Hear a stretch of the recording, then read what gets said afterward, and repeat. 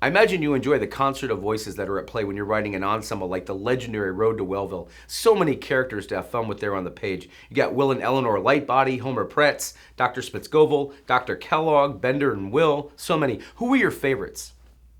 Well, in the case of Wellville and other historical novels, like the aforementioned, Outside Looking In, or Women about Frank Lloyd Wright, there are several of them. Inner Circle about Kinsey. I I get become fascinated by these historical figures. In this case, I call the four of them my great egomaniacs of the 20th century. And I want to see what the effect of these gurus is on their blind followers, because I'm not a blind follower of anybody. And if I'm a guru, I'm a good guru. I don't want to do you to do anything except enjoy, enjoy literature. I don't want you to buy anything. I don't want you to join my church. I don't want you to be a disciple. So that interests me a great deal. And those books come very closely from the research, because the history I discover is so hilarious and fascinating. The Kellogg story, for instance, all of that stuff is real, really happened. Even the Hundebung technique, all of that is real stuff of crackpot health food, feel good movements, and it continues to this day. So the characters suggest themselves from history, but of course, then you invent the characters. I invented the light bodies and Charlie Ossining and all the rest. But central to it is the figure of Dr. Kellogg, who I make fun of, but um, uh, did some great, you know, you're having heart attacks, you're stressed, your stomach is turned to acid. Well, stop drinking, stop smoking, exercise, eat a vegetarian diet, and so on. He was just, though, a tyrant and a fanatic. And of course, that makes for great comedy. Did you actually make the journey up to the town the book set in as you were researching and writing it? I went to Battle Creek and I had a great time. I went and did research there, and I visited uh, the buildings that were extant and all of that. Um, it was a great experience. I got there, by the way, on the heels of a tour I had just done for the previous book.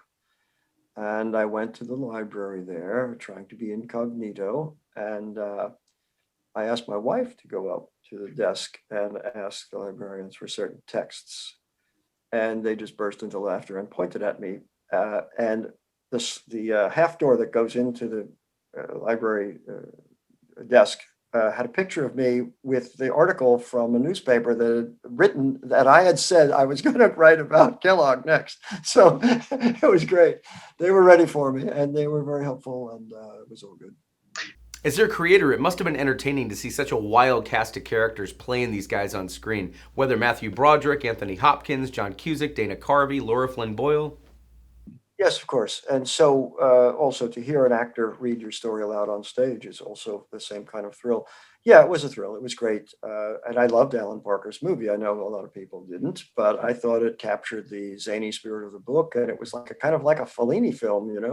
Um, I loved what Alan did. I had nothing to do with the film. I've never had anything to do with any films. I love films, but my job, I think, is to be my own soul and do my own thing and explore the world in my own way. Um, that said, I hope that many more great movies will be made of my work. Many, many, many have, mostly short films. That's the only major Hollywood feature thus far. Although there are many in the works. Whether they will come to fruition or not, I can't say. I have two close friends who have had enormous success in the film industry, uh, and for all their success, though, several projects they've done and spent a year or two on never came to fruition.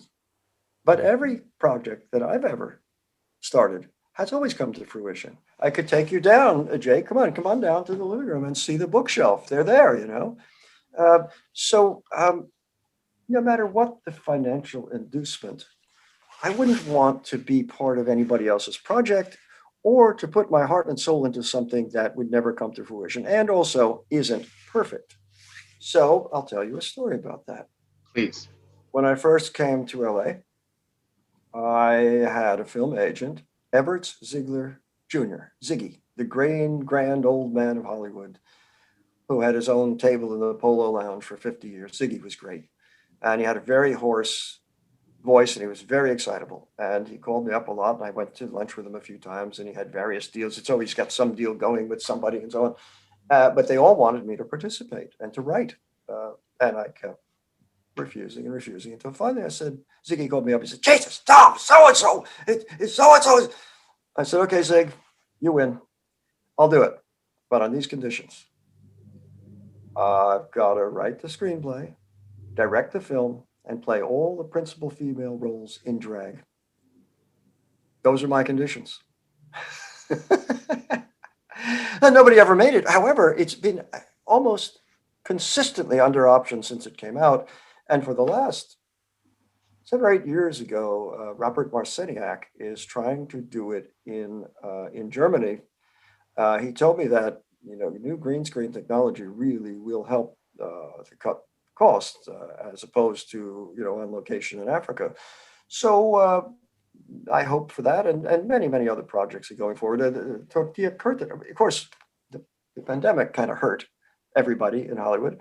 But Tortilla Curtain is in its third deal, and this is for a series, a TV series. Okay, great. I don't know. I don't have control over it, but my hope, of course, is that it will be made and made well and attract more people to the books. A movie is sort of an advertisement for the book.